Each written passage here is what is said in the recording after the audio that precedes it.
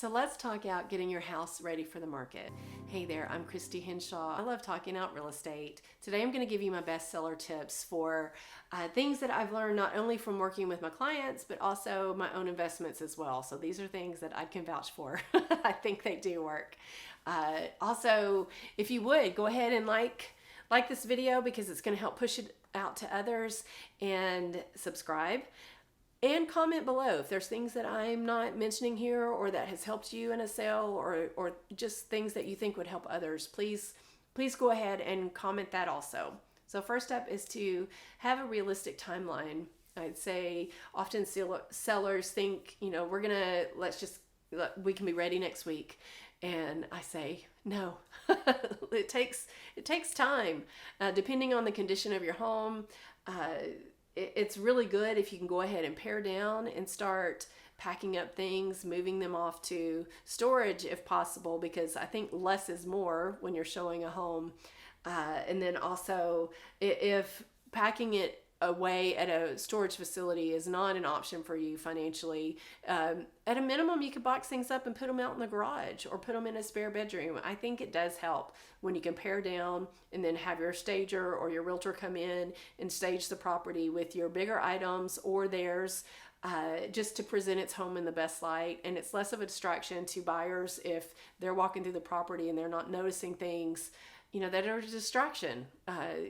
Just let them imagine themselves in the home and not going through things that they shouldn't even be looking at. So realistic timeline, I would say make time to declutter, to pack things up, to stage, and then after that, photography. So staging might take 2 to 5 days or so, and photography can take 1 to 3. And then at that point, I would say that's pretty much your last step and you're ready to go active on the MLS. So in that time also consider, are you willing and able financially to make updates to the house, bigger updates, such as, does it need new carpet? Are there holes in the walls that need to be repaired or painted? Do you have a brightly colored wall that's not quite so neutral that you could go ahead and paint? Look into those things. And then also there are smaller updates that you could do that aren't as costly that you could probably do yourself, such as like changing out old ceiling fans or old lighting to just get it an updated look. Same with faucets and cabinet hardware. Walk the house with a friend or a realtor and look at your house, look at your property through a buyer's eyes, and see if there are changes or things that you could do on the front end that will help the sellability of your house.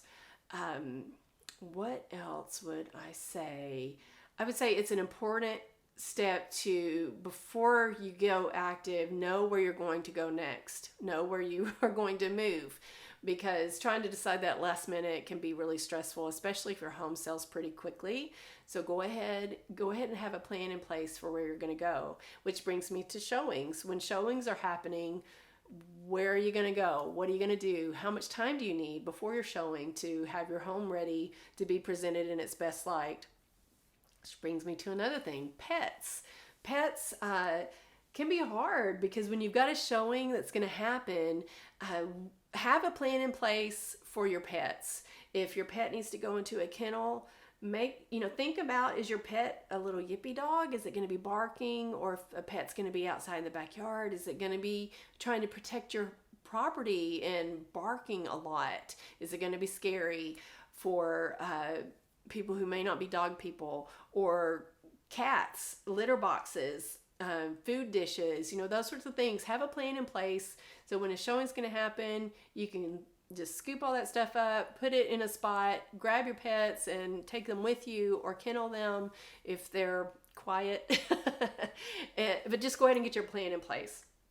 And then I would say a good next step is to interview more than one realtor. Your realtor is going to be asking you lots of questions, and you need to be asking them questions such as, I have a whole list of questions that you could ask a realtor, but basically the top things would be, are they a member of the National Association of Realtors? Are they an actual realtor? Because they're going to be held to a higher standard. So that's a good plus. How much additional education have they bothered to take? Because if they are doing additional education that's not required, that's just speaks a lot of their work ethic, not their worth, their work ethic. work ethic. And then check out your agent's online presence. What do they like? Because if they've got a lot of followers and they post a lot, they're going to be marketing your property well, and they're going to be marketing out to a lot of people as well. I would say next step would be make sure you're going to price correctly. A lot of times people think this is like a garage sale where if you price really high, they're going to come in really low and you're going to meet somewhere in the middle. And sometimes it can be that way. But if you price your house right where it needs to be, often the buyer is going to do the same. They're going to make offers where they know it's fair. That, I would say, that's most people. Now, investors, they're always going to come in and lowball. that's what we do.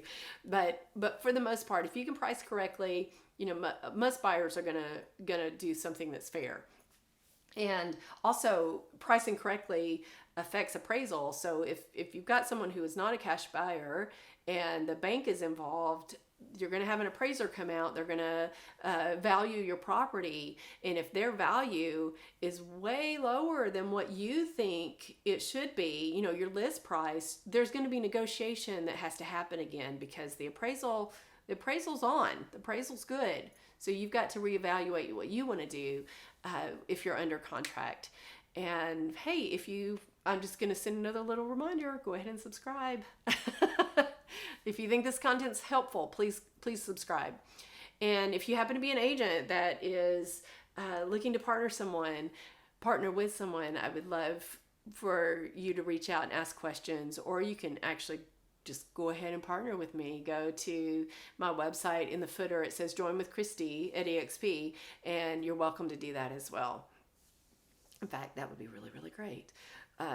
Let's see, what else? Inspection problems. So most of the time people are going to buyers will get an inspection report. So go ahead and evaluate the property from an inspector's eyes. So things that you can go ahead and take care of now, it's just going to help in the long run. It's going to make the transaction go more smoothly and just less stressful for you. And lastly, I would say if you're able to list in the spring, so in a normal market, I'm not talking about when COVID was so crazy, we all didn't know what was happening, but in a normal market, usually there are a lot of people looking in the spring market, spring and summer. So when I'm listing properties, April's like my target date. If I can get a property listed in April, it's great, because usually it'll go under contract and close by around the time school lets out and everybody can move. That's people often look around that school time. So when school's ending, that's a good time to move in.